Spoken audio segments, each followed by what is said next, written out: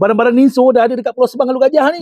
Ya betul. Untuk orang Pulau Sebang Alur Gajah Tampin, Ninso dah buka dekat sini. Korang tunggu-tunggu kan? Lebih 13,000 produk tau. Boleh dapat harga dengan RM2.60 je. Kita dekat sini ada banyak barangan-barangan plastik tau. Kau tengok, harga berpatutan. Ni boleh ni. Untuk barangan plastik kat sini banyak sangat yang kau boleh dapat. Baldi, bakul, bekas, macam-macam ada. Barang isi rumah pun ada. Kau nak hanger ke, kau nak berus ke, macam-macam ada kat sini lah. Memang sesuai lah ibu-ibu dengan akak-akak datang kat sini. Kalau dekat sini, perhiasan-perhiasan rumah pun ada ke tau.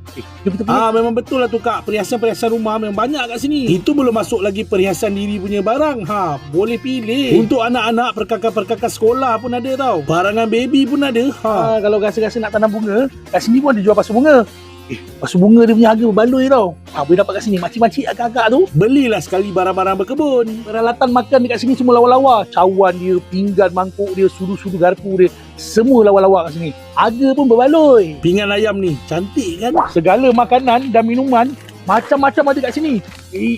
Semua best-best lah.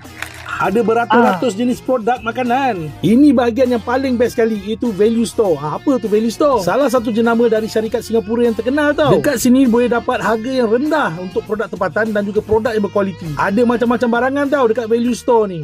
Dia betul-betul dekat Sepadan Melaka ni 9, Jalan Besar ni. Ninso. Jangan lupa 29 Mei ni datang ramai-ramai. Opening. Apa lagi? Jomlah.